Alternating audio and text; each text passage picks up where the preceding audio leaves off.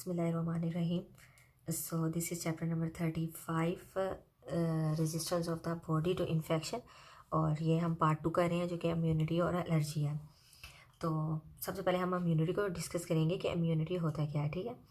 तो यहाँ पे इन्होंने डेफिनेशन दी हुई है कि the human body has the ability to resist almost all type of organisms or toxins that tend to damage the tissue and organ. This capacity is called immunity. मतलब कि हमारी बॉडी के अंदर किसी भी किस्म के ऑर्गेनिजम्स या टॉक्सिन्स आए और जो हमारी बॉडी के टिश्यूज़ या किसी भी ऑर्गन्स को डैमेज करें, ठीक है, हमारी बॉडी के पास उनके ख़िलाफ़ जो एबिलिटी होती है ताकि उनको रेजिस्ट कर सकें, ताकि वो हमारी बॉडी में किसी भी किस्म का इन्फेक्शन ना कोज कर सकें, तो इस कैपेसिटी को, इस एबिलिटी को हम लोग इम्यूनिटी कहते हैं, ठीक है। तो दो तरह की इम्यूनिटी होती है, एक होती है एक्वायर्ड इम्यूनिटी और एक होती है हमारे पास इन्नेट इम्यूनिटी। एक्वायर्ड इम्यूनिटी क्या होती है? एक्वायर्ड इम्यूनिटी को हम एडेप्टेड इम्यूनिटी भी कहते हैं। नाम से पता चल रहा है कि अडेप्ट मतलब ऐसी चीज़ जो पहले नहीं है, ठीक है, लेकिन किसी के आ जाने की वजह से उसको अडेप्ट किया गया है, मतलब अडेप्ट किया गया है, नाम से पता चल रहा है। तो एक्वायर्ड इम्यूनिटी ये है कि जब तक हमारी बॉडी के अंदर कोई भी एंटीजन नहीं आएगा, कोई भी बैक्टीरिया नहीं आएगा, किसी भी किस्म का वायरस या टॉक्सिन जो कि हमारी बॉडी के लिए लीथल है नहीं आएंगे, तब तक जो इम्यूनिटी जनरेट नहीं होगी, ठीक है। तो जब ये आएंगे तो जो इम्यूनिटी जनरेट होगी उसको एक्वायर्ड इम्यूनिटी कहते हैं। और इनेट इम्यूनिटी वो कहते हैं, उस कैपेसिटी कहते हैं कि हमारी बॉडी के अंदर एबिलिटी पहले से ही है, ठीक है, किसी भी किस्म के स्टिमुलस की या किसी भी किस्म की डिजीज़ की ज़रूरत नहीं है, पहले से ही जो इम्यूनिटी हमारी बॉडी के अंदर प्रेजेंट है उसे हम लोग कहते हैं इनेट इम्यूनिटी। इनेट जो इम्यूनिटी है उसके डिफरेंट आगे पॉइंट्स हैं, जैसे कि अगर हम लोग बात करें कि हमारी बॉडी के पास पहले भी हमने पढ़ा है एक मैक्रोफेज सिस्टम होता है जो कंसिस्ट करता है वाइट ब्लड सेल्स पे और इस तरह।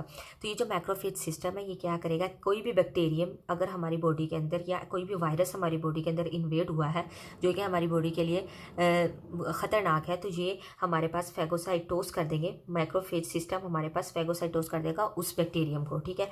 ये इनेट इम्यूनिटी की बात हो रही है। दूसरा पॉइंट है इनेट इम्यूनिटी का ये है कि जब हमारी बॉडी के अंदर, ठीक है, अगर हमने गलती से किसी भी माइक्रो ऑर्गेनिज्म को अनवांटेड माइक्रो ऑर्गेनिज्म को स्वेलो कर दिया तो हमारे डाइजेस्टिव सिस्टम के अंदर, हमारा जो डाइजेस्टिव सिस्टम है वो एक एसिड की सिक्रीशन करता है, ठीक है, और एसिड की सिक्रीशन से उस माइक्रो ऑर्गेनिज्म की डिस्ट्रक्शन हो जाती है। पॉइंट नंबर 3 है कि हमारी बॉडी जो सी है वो इन ऑर्गेनिजम्स को अंदर इन्वेड होने से रोकती है, रेजिस्टेंस करती है। पॉइंट नंबर 4 यह है कि हमारा जो ब्लड होता है उसके अंदर सर्टन केमिकल्स होते हैं, ठीक है, वो सर्टन केमिकल्स के साथ किसी भी किस्म का अगर ऑर्गेनिज्म आके अटैच होता है, फॉरेन ऑर्गेनिज्म अटैच होता है तो उसको वो डिस्ट्रॉय कर देता है। अब वो कौन से केमिकल्स हैं जो हमारे ब्लड के अंदर प्रेजेंट है, तो वो केमिकल्स लाइसोसोम्स का हमें पता है कि क्या होता है, ये एक माइक्रोलाइटिक पॉलीसेक्राइड्स होते हैं जो कि किसी भी बैक्टीरिया को या फिर किसी भी वायरस को अपने अंदर डिसॉल्व कर लेते हैं, मतलब उनको ख़त्म कर देते हैं। दूसरे नंबर पे हमारे पास बेसिक पॉलीपेप्टाइड्स होते हैं, वो भी इसी तरह किसी भी अनवांटेड ऑर्गेनिज्म को ख़त्म करने में काम करते हैं। और एक ये कॉम्प्लीमेंट कॉम्प्लेक्स एक हमारे पास सिस्टम है कितना 20 प्रोटीन्स का, ये एक्टिव होता है जब भी हमारे अंदर कोई भी बैक्टीरिया अगर आते हैं तो ये एक्टिव हो जाता है और ये उस बैक्टीरिया को डिस्ट्रॉय कर देता है। पॉइंट नंबर 4 है हमारे पास नेचुरल किलर लिम्फोसाइट्स। ये नेचुरल किलर लिम्फोसाइट्स भी यही काम करते हैं कि कोई भी अनवांटेड ऑर्गेनिज्म आता है तो ये उनको डिस्ट्रॉय कर देते हैं और किसी भी किस्म के इन्फेक्शन से रोक सकते हैं, ठीक है, रोक लेते हैं। बात यहाँ पे ये है कि जो इनेट इम्यूनिटी है हमारी बॉडी के लिए बहुत इंपॉर्टेंट है, ठीक है। अगर इनेट इम्यूनिटी नहीं होगी तो हमारी बॉडी में किसी भी किस्म की डिजीज़ हो सकती हैं और डिजीज़ इतनी लीथल हो सकती हैं कि वो ह्यूमन की डेथ का कोज भी कर सकती हैं। और यहाँ पर उन्होंने मुख्तलिफ डिजीज़ का बताया हुआ, जैसे पोलियो, माइलेटिक, मम्स का, ह्यूमन कोलेरा वगैरह मुख्तलिफ डिजीज़ के बारे में। ये तो इनेट इम्यूनिटी के बारे में हमने थोड़ी सी डिटेल पढ़ी। अब हम पढ़ते हैं एक्वायर्ड इम्यूनिटी, जिसको मैंने पहले बताया एडेप्टिव इम्यूनिटी भी होती है। इसको पहले भी मैं डिफाइन कर चुकी हूँ, लेकिन फिर भी यहाँ की डेफिनेशन देखते हैं। तो ये कह रहे हैं कि the ability to develop extremely powerful specific immunity against individual invading agents, मतलब जैसे कि बैक्टीरियम, कोई भी लीथल बैक्टीरिया हो, वायरस हो, टॉक्सिन हो या कोई भी फॉरेन टिश्यू हो, मतलब कि जब हमारी बॉडी में कोई भी लीथल बैक्टीरिया आएगा, कोई वायरस आएगा, कोई टॉक्सिन आएगा या कोई भी फॉरेन टिश्यू जो अनवांटेड है हमारी बॉडी में आएगा, तो उसके खिलाफ जो इम्यूनिटी बनेगी उस इम्यूनिटी को हम लोग कहते हैं एक्वायर्ड इम्यूनिटी या अडेप्टेड इम्यूनिटी। यहाँ पे एक पॉइंट है कि जो एक्वायर्ड इम्यूनिटी और ये अडेप्टेड इम्यूनिटी है इतनी हाईली प्रोटेक्टिव होती है हमारी बॉडी के लिए, एक्सट्रीमली, कि अदर के जो बैक्टीरियम हमारी बॉडी के अंदर एंटर हुआ है अगर वो 100,000 टाइम भी अपनी अमाउंट से बढ़ जाता है, ये ज़्यादा रिएक्टिव हो जाता है, फिर भी हमारी बॉडी के लिए वो लीथल नहीं होगा। क्यों? क्योंकि हमारी बॉडी ने एक इम्यूनिटी को एक्वायर्ड किया है, ठीक है, एक इम्यूनिटी एक्वायर्ड हुई है और वो इम्यूनिटी इतनी प्रोटेक्टिव है कि वो उस बैक्टीरिया को अपना काम करने नहीं देगी। ओके। अब नेक्स्ट पॉइंट हमारे पास ये है कि जो एक्वायर्ड इम्यूनिटी या एडेप्टिव इम्यूनिटी है उसकी दो तरह की टाइप्स होती हैं। एक को हम लोग कहते हैं ह्यूमोरल और दूसरे को हम लोग कहते हैं सेल मीडिएटेड। जो हम म्यूरल होती है ना, हमारा जो ब्लड प्लाज्मा है उस ब्लड प्लाज्मा के अंदर एक ग्लोबुलिन मॉलिक्यूल्स होते हैं, ठीक है।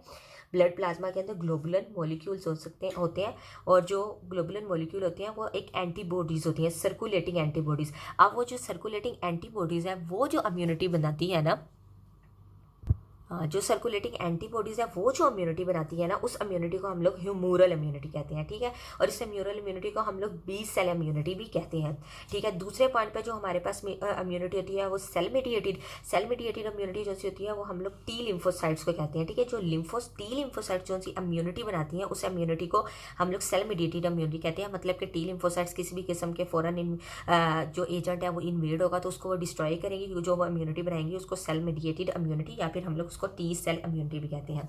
जैसे कि मैंने एक्वायर्ड इम्यूनिटी का पहले ही बता दिया था कि एक्वायर्ड इम्यूनिटी तब तक नहीं बनेगी जब तक इसको कोई ना कोई स्टिमुलस नहीं मिलेगा कि भाई एक फॉरेन पार्टिकल्स आ चुके हैं, फॉरेन पार्टिकल्स मतलब एंटीजेंस आ चुके हैं। तो बोथ जो हमारे पास इम्यूनिटी है, मतलब बोथ जो हमारे पास ह्यूमोरल और सेल मीडिएटेड इम्यूनिटी तब तक नहीं बनेगी जब तक कि हमारा कोई भी किस्म का एंटीजन पता नहीं चलेगा कि ये स्पेसिफिक एंटीजन हमारी बॉडी के अंदर आ गया है। सो पॉइंट ये है कि भाई हमारी बॉडी के अंदर तो अपने भी एंटीजन्स होते हैं, तो कैसे पता चलेगा कि ये जो एंटीजन है ये वो एंटीजन है जिसके आने से टी लिम्फोसाइट्स या बी लिम्फोसाइट्स को अपना काम करना शुरू करना चाहिए था। तो ये है कि वो जो स्पेसिफिक एंटीजन होगा ना उसका जो मोलिकुलर वेट होगा वो ग्रेटर होगा 8000 से। और दूसरा ये कि उसके ऊपर उसकी सरफेस पे ये एपिटोस एक तरह के ना ये मोलिकुलर ग्रुप्स हैं ये प्रेजेंट होंगे। तो इस तरह का कोई भी एंटीजन हमारी बॉडी में आएगा तो हमारी बॉडी को पता चल जाएगा कि अब प्रोडक्शन करनी चाहिए किसकी, टी लिम्फोसाइट्स की और बी लिम्फोसाइट्स की। सो नेक्स्ट पॉइंट हमारे पास ये है कि lymphocytes are responsible for acquired immunity. जैसे अभी हमने लिम्फोसाइट्स का पढ़ा कि वो रिस्पॉन्सिबल है एक्वायर्ड इम्यूनिटी के लिए। तो इसका सिंपली ये मतलब है कि एक्वायर्ड इम्यूनिटी नहीं होगी, लिम्फोसाइट्स नहीं होंगे या कम होंगे तो एक्वायर्ड इम्यूनिटी के अंदर एक्वायर्ड इम्यूनिटी नहीं होगी। तो वो कह रहे हैं कि जिन लोगों में in people who have genetic lake of the lymphocytes, जिनके अंदर लिम्फोसाइट्स की कमी है तो उनके अंदर एक्वायर्ड इम्यूनिटी जनरेट ही नहीं होगी। इससे क्या होगा, एक्वायर्ड इम्यूनिटी नहीं जनरेट होगी तो जो बैक्टीरिया है उनकी एक्सट्रीम मतलब तादाद बढ़ना शुरू हो जाएगी हमारी बॉडी के अंदर और इवेंचुअली एक पर्सन की डेथ हो जाएगी। फुलमिनेटिंग बैक्टीरियल इन्फेक्शंस हो जाएंगी और एक पर्सन की डेथ हो जाएगी अगर वो पर्सन को बहुत ज़्यादा एक्सट्रीम हम लोग हेरोइक कोई भी किस्म की एक्सट्रीम हेरोइक मेजर्स नहीं देते, मतलब एक्सट्रीम उनको किसी भी ड्रग्स वगैरह पे नहीं रखा जाएगा तो उनकी इवेंचुअली डेथ ही हो जाएगी, ठीक है। अब यहाँ पे बात है कि लिम्फोसाइट्स की लोकेशन की बात कर रहे हैं कि मेनली तो जो लिम्फोसाइट्स है ना वो लिम्फ नोड के अंदर होते हैं, लेकिन आल्सो ये लिम्फाइड टिश्यूज़ में प्रेजेंट होते हैं। फॉर एग्जांपल स्प्लीन में, सब म्यूकोसल एरिया में, गैस्ट्रोइंटेस्टाइनल ट्रैक्ट में, थाइमस में और बोन मैरो में, ठीक है। और इसी तरह ये क्योंकि लिम्फाइड टिश्यू हमारी बॉडी के डिफरेंट एरियाज़ में प्रेजेंट होते हैं तो ये किसी भी एरिया के अंदर अगर कोई भी बैक्टीरिया आया तो उसको आगे स्प्रेड होने से पहले ही ये उसको उधर ये मार देंगे, ख़त्म कर देंगे। इसलिए क्योंकि हमारी बॉडी के मुख्तलिफ एरियाज़ में होते हैं तो किसी भी किस्म के एरिया में अगर हमारी इम्यूनिटी की ज़रूरत है तो ये उधर प्रेजेंट होंगे, ठीक है। अगर वो यहाँ पे बात करें कि कोई भी इन्वेडिंग एजेंट है वो हमारी बॉडी में एंटर हो, ठीक है। इन्वेडिंग एजेंट जो हमारी बॉडी में एंटर होता है ना तो पहले वो टिश्यू फ्लूइड में आता है, ठीक है। टिश्यू फ्लूइड से वो कहाँ जाता है, लिम्फ वेसल्स में, लिम्फ वेसल से लिम्फ नोड में या फिर लिम्फ टिश्यूज़ में जाता है, ठीक है। अब वो बात कर रहे हैं, एग्जाम्पल दे रहे हैं कि अगर एक इन्वेडिंग जो एजेंट है वो हमारी गट के अंदर प्रेजेंट हो जाए, गट के अंदर आ जाता है किसी भी तरह से, ठीक है। एंटीजन जो है वो इन्वेड हो जाता है किधर, हमारे गट में। तो हमारी जो गट की गैस्ट्रो इंटेस्टाइनल वॉल है ना उधर भी लिम्फॉइड टिश्यूज प्रेजेंट होते हैं। तो उधर जो लिम्फॉइड टिश्यू प्रेजेंट होंगे वो साफ ज़ाहिर है उस इन्वेडिंग एंटीजन को उधर ही ख़त्म कर देंगे और हमारी बॉडी में और मसला नहीं होगा। इसी तरह भी हमारे जो रिस्पायरेटरी ट्रैक के आसपास जितने भी एरिया वहाँ पर भी लिम्फ नोड्स प्रेजेंट होते हैं, लिम्फॉइड टिश्यूज प्रेजेंट होते हैं। तो वहाँ पर भी अगर किसी भी किस्म का एंटीजन हमारी बॉडी में उस जगह पर आएगा तो उधर के लोकल जो वहाँ के प्रेजेंट लिम्फोसाइट्स वगैरह हैं वो उनको वहीं पे डिस्ट्रॉय कर देंगे, ज़्यादा स्प्रेड होने से बचाएंगे।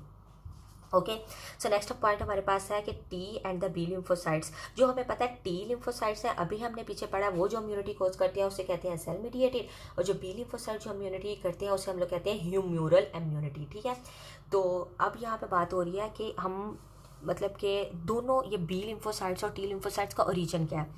हमने पीछे भी चैप्टर में पढ़ा है कि हमारी बॉडी में जितने भी सेल्स की प्रोडक्शन हो रही है, ठीक है, कितने भी सेल्स की, उनका एक कॉमन रीजन है और वो हमारे पास है प्लूरोपोटेंट हिमेटोपोइटिक स्टेम सेल्स। अगर हम देखें ये चैप्टर में लास्ट हमने इस फिगर को देखा था तो जितने भी ये देखिए जितने भी सेल्स की हमारी बॉडी में प्रोडक्शन हो रही है तो उनका एक ही ओरिजिन है, कौन सा? Pluripotent haematopoietic stem cells.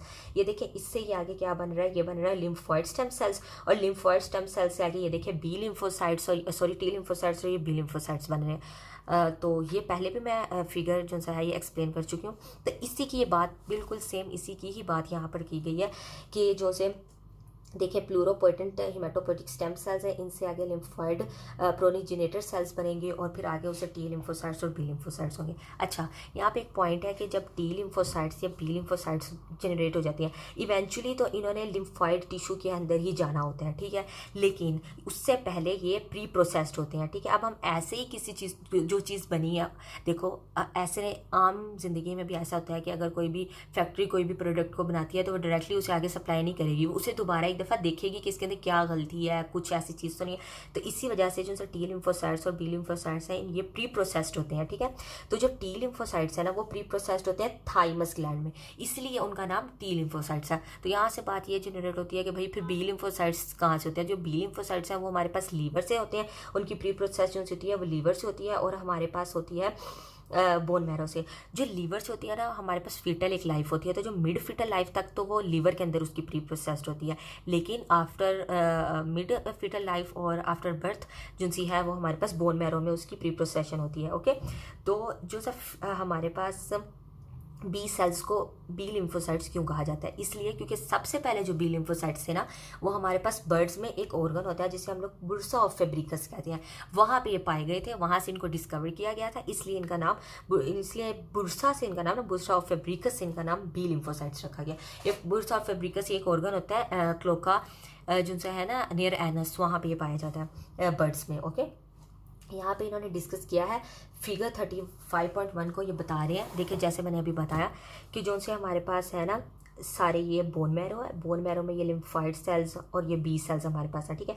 जो हमारे पास टी लिम्फोसाइट्स है ना इनकी प्री प्रोसेशन कहाँ पे होनी है? इनकी प्री प्रोसेशन होनी है हमारे पास थाइमस में, ठीक है। थाइमस से ये क्या बन जाएंगे? ये मैच्योर होकर टी लिम्फोसाइट्स बन जाएंगे। टी लिम्फोसाइट्स आगे जाके ब्लड में जाके क्या बन जाएगा? एक्टिवेटेड टी लिम्फोसाइट्स, ठीक है। टी लिम्फोसाइट्स से एक्टिवेटेड टी लिम्फोसाइट्स। लेकिन जो बोन मैरो है इनकी मैच्योरेशन भी कहाँ पे होती है?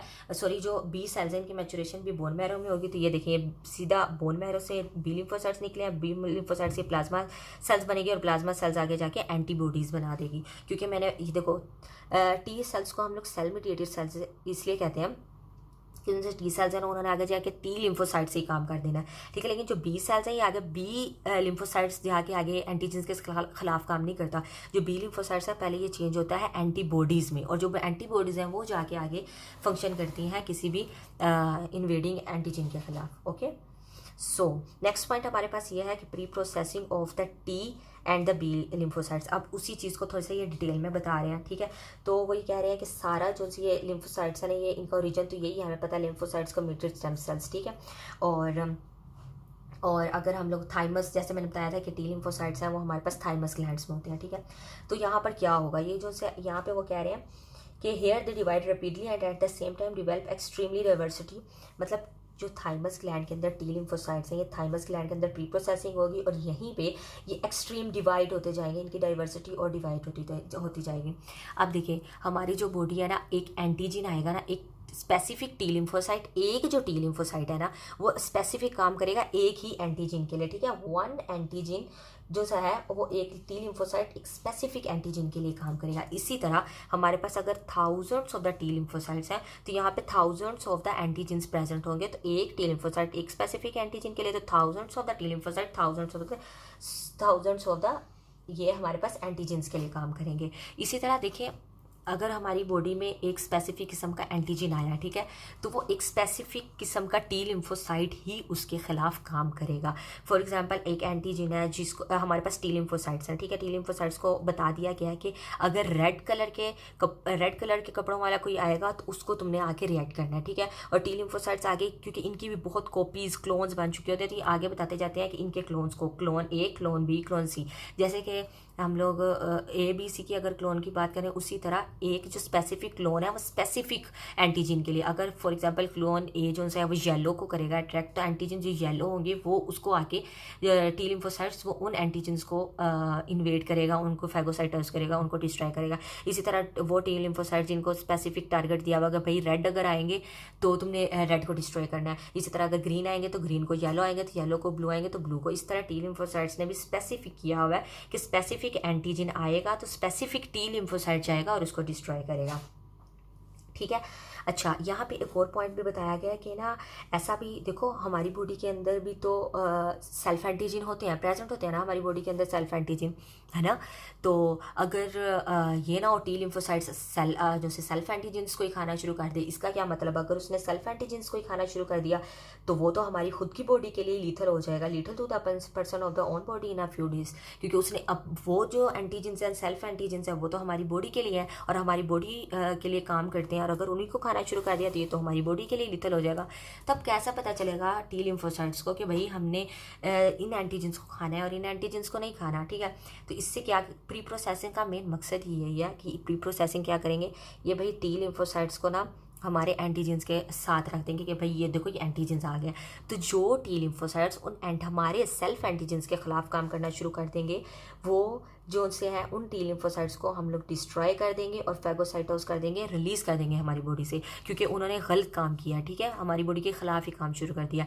लेकिन जो बाकी बच जाएंगे जिन्होंने हमारे सेल्फ एंटीजन के खिलाफ काम नहीं किया, वो जो से टी लिम्फोसाइट्स हैं उनको फिर आगे भेजा जाएगा ब्लड में कि कोई भी किस्म का अनवांटेड ऑर्गेनिज्म या एंटीजन हमारी बॉडी के अंदर आएगा तो तुमने उसको किल करना है, क्योंकि उनको पता है भाई कि हमने इनको करना है। जो बेअकल थे, जिनको नहीं पता था, उनके तो भाई रेस्ट इन पीस उनको कर दिया गया, उनको ख़त्म कर दिया, हमारी बॉडी से निकाल दिया। इस पूरे प्रोसेस में क्या होता है कि जो 90% हमारे पास टी लिम्फोसाइट्स हैं वो डिस्ट्रॉय हो जाती हैं, और बाकी जो 10% बचते हैं वो हमारी बॉडी को फिर हेल्प आउट करते हैं किसी भी किस्म के बैक्टीरियम से, टॉक्सिन से। ठीक है। आगे जो टी लिम्फोसाइट्स है ना, थाइमस के अंदर जो प्री प्रोसेसिंग होती है ना, मोस्टली बिफोर बर्थ हो जाती है। ठीक है, बिफोर बर्थ या फिर बर्थ के 1-2 महीने के अंदर अंदर ही जो प्री प्रोसेसिंग है टी सेल्स की हो जाती है। वो कह रहे हैं कि अगर जो एक बेबी है उसके अंदर हमारे पास थाइमस ग्लैंड डिमिनिश हो गया, ठीक है, और वो काम अपना ठीक नहीं कर रहा, तो इससे क्या होगा, इससे ये होगा कि जो बेबी होगा ना वो ऑर्गन ट्रांसप्लांट की रिजेक्शन नहीं कर पाएगा। ठीक है, क्योंकि टी लिम्फोसाइट्स पता है हमारी बॉडी के लिए कितने इंपॉर्टेंट है, और अगर ऑर्गन की ट्रांसप्लांट रिजेक्ट ही नहीं हो पाएगी तो अगर किसी भी किस्म का गलत ऑर्गन की ट्रांसप्लांट हो जाए तो इवेंचुअली डेथ हो सकती है। तो ये बहुत लीथल है हमारी बॉडी के लिए। ठीक है। सो नेक्स्ट पॉइंट हमारे पास ये है कि liver and the bone marrow processed in the B lymphocytes, मतलब कि टी लिम्फोसाइट्स को तो अभी बता दिया कि थाइमस करता है। ठीक है, जो बी लिम्फोसाइट्स है उनकी प्री प्रोसेसिंग कहाँ होती है, तो जो बी लिम्फोसाइट्स है उनकी प्री प्रोसेसिंग हमारे पास होती है लीवर में और बोन मैरो में। ठीक है। अब यहाँ पे एक पॉइंट उन्होंने बताया हुआ कि बी लिम्फोसाइट्स और टी लिम्फोसाइट्स एक दूसरे से डिफरेंट कैसे हैं। तो पहले नंबर पर जो सी ये बात है, ये हमने पहले भी मैंने बात की है कि जो टी लिम्फोसाइट्स हैं वो सेल मीडिएटेड है, मतलब इन्होंने क्या करना है, इन्होंने खुद ही आगे जाके किसी भी एंटीजन के खिलाफ रिएक्ट करना है। लेकिन जो बी लिम्फोसाइट्स हैं ये पहले सिक्रीट करते हैं एंटीबॉडीज को। ठीक है, जो कि रिएक्टिव एजेंट है। बी लिम्फोसाइट्स रिएक्टिव एजेंट नहीं है, टी लिम्फोसाइट तो खुद ही रिएक्टिव एजेंट है ना। तो बी लिम्फोसाइट जो है वो रिएक्टिव एजेंट नहीं है, वो एंटीबॉडीज को रिलीज करेगा, सिक्रीट करेगा, जो कि एक रिएक्टिंग एजेंट है। दूसरा नंबर ये है कि जो बी लिम्फोसाइट्स है ना भाई, एक दफ़ा ये एंटीजन पता तो चल जाए इनको कि ये एंटीजन है और इनके खिलाफ मैंने काम करना है, तो इसकी इतनी डाइवर्सिटी, इतना रिप्रोड्यूस होता है, इसकी डाइवर्सिटी बहुत ज़्यादा है निस्बत टी लिम्फोसाइट्स के। ठीक है, तो million of the B lymphocytes अपनी एंटीबॉडीज बनाना शुरू कर देंगे जिससे वो हाईली रिएक्टिव हो जाएंगे। ठीक है। सो नेक्स्ट पॉइंट हमारे पास ये है कि T lymphocytes and B lymphocytes antibody react highly specifically against specific antigen role of the lymphocytes clones. मतलब अभी मैंने बताया कि एक टी लिम्फोसाइट्स है, ठीक है, एक टी लिम्फोसाइट है, उसको बताया कि रेड कलर के जो भी हमारे पास एंटीजन आएंगे तुमने उसके साथ रिएक्ट करना है। ठीक है, अब उस टी लिम्फोसाइट को पता चल गया कि भाई रेड आएगा ही तो मैंने रिएक्ट करना है। ठीक है, अब पता चला यहाँ से जनाब एंटीजन आ रहा है और ये रेड है। ठीक है, अब इस टी लिम्फोसाइट ये एक्टिव हो जाएगा और ये अपने ज़्यादा से ज़्यादा डिफ्रेंशिएट होगा, क्लोन होगा। कुछ कुछ पता है कि मेरी ये लाइफ ड्यूटी है, मेरी ड्यूटी है कि मैंने इस सारे को इनगल्फ कर लेना, इन सबको डिस्ट्रॉय कर देना। ठीक है, तो ये अगर एक दफ़ा पता तो चल जाए इसको किसी भी टी लिम्फोसाइट्स को कि मेरा भाई ये स्पेसिफिक एंटीजन है, तो वो इतना highly specific against the particle type of the antigen that initiate the development, जो उसकी डेवलपमेंट को इनिशिएट करता है उसके खिलाफ, वो तो कहता है भैया अब तो तू नहीं बचता, तू खत्म है। ठीक है। सो मतलब ये बात यही है कि पता बस चल जाए उनको कि ये मेरा एंटीजन है, आ गया है तो बस अब तुम नहीं बचते, ठीक है। अगला पॉइंट ये है कि million of the specific type of the lymphocytes are store in the lymphoid tissue. मैंने ये देखो लिम्फाइट टिश्यू के अंदर ना मिलियन ऑफ द जो हमारे पास लिम्फोसाइट्स हैं वो हमारे पास स्टोर होते हैं, क्योंकि हमारी बॉडी में जितने लिम्फाइट टिश्यू है ना वहाँ पे different B lymphocytes T lymphocytes पहले से ही स्टोर होते हैं कि भाई किसी भी किस्म का एंटीजन हो तो फौज हमारे पास पहले तैयार हो, ठीक है। लोग पहले मौजूद हो, किसी भी किस्म का एनिमी अंदर आए तो ये उस फ़ौरन ये ना हो कि भाई अच्छा रेड वाले येलो वाले एंटीजन आया तो येलो वालों को बनाना शुरू करो, जल्दी जल्दी बने, उतनी देर में उसने सारा काम हमारी बॉडी का काम तमाम कर देना है। तो इसलिए पहले से ही हमारे लिम्फाइट टिश्यू में वो lymphocytes, yellow lymphocytes, orange blue, ये मैं एग्जांपल दे रही हूँ, ऐसा कलर्स वगैरह नहीं है लेकिन वैसे एग्जांपल दे रही हूँ कि मतलब इस तरह के सारे पड़े होते हैं, ऑलरेडी मौजूद होते हैं कि जैसे ही पता चला कि ये जनाब एंटीजन आ रहा है येलो कलर वाला, तो इधर से फ़ौरन जो हमारे पास लिम्फाइट टिश्यू के अंदर प्रेजेंट होंगे येलो वाला, वो भागा जाएगा और उसको खा शा के ख़त्म कर देगा कि भाई चलो।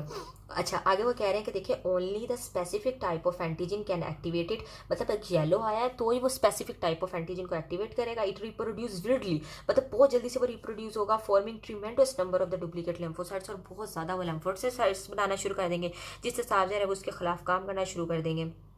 ओके तो अगला पॉइंट देखिए, यहाँ पे अगर हम लोग इस डायग्राम को देखें ना तो ये हमारे पास बोन मैरो में बी सेल्स हैं, ठीक है। ये बी सेल्स डिफ्रेंशिएट हुए हैं, जैसे मैंने बताया था कि अगर B1 B2 B3 है, जैसे मैंने बताया था कि डिफरेंट कलर्स में अगर ये इसने रेड को आगे से टारगेट करना है, इसने ब्लू को टारगेट करना है, इसने ग्रीन को, इस तरह मुख्तलिफ ना टारगेट करनी है, इन्होंने किया हुआ रेड को, ये ग्रीन को और ये ब्लू को।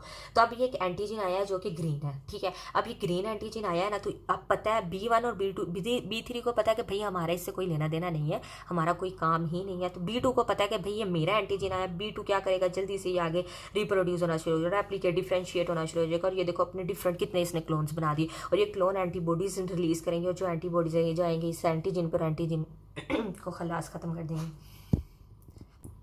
अच्छा यहाँ पे वो कह रहे हैं कि all the different lymphocytes that are capable of forming one specific antibody और the T cells are the clone of the lymphocytes. अब ये देखें कि ये स्पेसिफिक कोई भी देखें, ये एक एंटीजन है और इसके स्पेसिफिक क्लोन्स बन गए हैं, तो इस कैपेसिटी को हम लोग कहते हैं clones of the lymphocytes. Okay अच्छा नेक्स्ट पॉइंट यहाँ पे है, और ये पॉइंट है भी इंपॉर्टेंट, ये पॉइंट है हमारे पास, हाँ ये पॉइंट हमारे पास है, origin of the many clones of the lymphocytes. अच्छा बात तो ये है कि हमारे पास जो से जीन कोड है वो तो सिर्फ हमारे पास सेवरल हंड्रेड और फ्यू थाउजेंड्स है, तो इतनी ये जो मिलियंस में डिफरेंट एंटीबॉडीज़ हैं और जो एक्टिव टी लिम्फोसाइट्स हैं ये कैसे बन जाते हैं इतने मिलियंस में, मतलब इन सबको भी तो जीन की ज़रूरत है, तो हमारे पास जीन कोड तो है ही बहुत थोड़े। तो ये क्या होगा यहाँ पे ये होगा कि जो उनसे जीन कोड है ना वो ये नहीं कि पूरा की पूरा जीन वो ना सेगमेंट्स में बदल जाएगा। जैसे अगर हम डीएनए कोड्स की बात करें तो थायामीन, एडेनिन, ग्वानिन, साइटोसिन, ये एक एक अलग अलग है, तो ये अलग अलग जब एक दूसरे से जुड़ते हैं तो ये बहुत ज़्यादा डिफरेंट सेगमेंट्स बना देते हैं। इसी तरह यही है, फॉर एग्जाम्पल अगर हम करें ABCD, ये 4 तरह के हमारे पास लिम्फोसाइट्स है, ठीक है। अब ये लिम्फोसाइट्स क्या करेंगे, देखिए A B के साथ हो गया, B C के साथ हो गया, C D के साथ हो गया, D फिर A के साथ, D B के साथ, D C के साथ, इस तरह डिफरेंट सेगमेंट्स होंगे और वो डिफरेंट सेगमेंट्स की आपस में कॉम्बिनेशन बनेगी। और साथ साथ अगर वो कॉम्बिनेशन बनेगी तो सारी कॉम्बिनेशन एक दूसरे से अलग होंगी, तो वो स्पेसिफिक एक कॉम्बिनेशन होगा जो स्पेसिफिक एंटीजन को टारगेट करेगा। आई होप सो आपको समझ आएगी इस बात की। नेक्स्ट पॉइंट हमारे पास ये है कि mechanism for activating a clone of the lymphocytes, ठीक है। अब कैसे पता चलेगा कि भाई एंटीजन आया तो ये स्पेसिफिक क्लोन ने एक्टिव होना है। ओके यहाँ पे ये पॉइंट बनता है ना कि कैसे पता चलेगा एक स्पेसिफिक क्लोन ने एंटर होना है, तो ये है कि हमारे टी लिम्फोसाइट्स पे और जो हमारे बी लिम्फोसाइट्स है इनके ऊपर स्पेसिफिक मेम्ब्रेन के ऊपर ना स्पेसिफिक हमारे पास रिसेप्टर्स प्रेजेंट होते हैं। जैसे बी लिम्फोसाइट्स की मेम्ब्रेन पे कह रहे हैं each of the cell membrane about 100,000 antibodies उसके ऊपर होती हैं। और अगर हम टी लिम्फोसाइट्स की बात करें तो उसकी मेम्ब्रेन के ऊपर ये सल्फस रिसेप्टर होते हैं जिसको हम लोग कहते हैं टी सेल मार्कर, ठीक है। ये रिसेप्टर्स बताएंगे कि अच्छा ये तुम्हारा स्पेसिफिक एंटीजन आ चुका है और अब तुमने ये वाला स्पेसिफिक अपना क्लोन जो सा है उसको निकालना है, रिप्रोड्यूस करना है। ओके नेक्स्ट पॉइंट हमारे पास है role of the macrophages in the activation process. अच्छा अब हम बात ये है कि टी लिम्फोसाइट्स बी लिम्फोसाइट्स तो करते ही हैं, हमारे जो भी इन्वेडिंग ऑर्गेनिज्म या बैक्टीरिया होता है उसको करते ही हैं, इनगल्फ या डिस्ट्रॉय करते हैं। तो हमने पहले भी पढ़ा है कि जो मैक्रोफेजेस होते हैं उनका बहुत इंपॉर्टेंट रोल होता है किसी भी अनवांटेड बैक्टीरियम वायरस को इनगल्फ या तबाह करने में, ठीक है। तो ये सबसे पहले तो जनाब जो मैक्रोफेजेस है ना ये तैयार बैठे होते हैं, ये जो मैक्रोफेजेस है ना, ये तैयार होकर बैठे होते हैं कि भाई ये जैसे ही एक अनवांटेड ऑर्गेनिज्म बॉडी के अंदर आएगा, ये उसको सबसे पहले फेगोसाइटोज कर जाएंगे, और जो फिर इसका पार्शली डाइजेस्टेड मैक्रो होगा ना, पार्शली जो बाकी डाइजेस्टेड मटेरियल होगा एंटीजन का, ठीक है, ये उस प्रोडक्ट को भेजेंगे किधर, हमारे पास माइक्रोफेज साइटोसोल में, और उधर से फिर वो जाएगा टी सेल्स में और बी सेल्स में, और उनको बताएगा, मतलब फॉर एग्जाम्पल देखो रेड कलर के एंटीजन आए ना, और यहाँ से सपोज रेड कलर का कोई भी एक टी लिम्फोसाइट का क्लोन, ठीक है, इसने उस एंटीजन को क्या कर लिया, इसने उसको फेगोसाइटोज कर लिया, उसको पार्शली डाइजेस्ट कर लिया। अब इसने क्या करना है, सपोज इसने अब बताना है, अब ये सोच रहा है कि मैं कैसे बताऊँ टी लिम्फोसाइट्स वगैरह को कि तो इस रेड आया है ताकि तुम जनरेट करो, रिप्रोड्यूस करो रेड अपने क्लोन को। तो ये क्या करेंगे, ये ना उसके जो रेड कपड़े हैं ये भेज देंगे उधर टी लिम्फोसाइट्स पे, बी लिम्फोसाइट्स पे, और उनको उधर जाके पता चल जाएगा, वो कहेंगे अच्छा, उनको जाके जब पता चलेगा कि अच्छा रेड आया है, तो फिर स्पेसिफिकली रेड टाइप के जो उनके स्पेसिफिक होंगे उनको वो रिप्रोड्यूस करेंगे ताकि वो उनकी बॉडी जो सी है उनके खिलाफ काम कर सके, ठीक है। और दूसरा ये है कि जो मैक्रोफेजेस होते हैं ना, ये एक स्पेशल जो किस्म का सब्सटेंस जो है ना वो भी सिक्रीट करते हैं जिसका नाम है इंटरल्यूकिन। अब इंटरल्यूकिन क्या करेगा, ये हेल्प करता है कि जो भी हम लोगों ने एक लिम्फोसाइट जनरेट होना, रिप्रोड्यूस करना है, उनकी ग्रोथ को बढ़ाने में ये हेल्प करता है। ओके, नेक्स्ट पॉइंट हमारे पास है role of the T cells in activation of the B sales.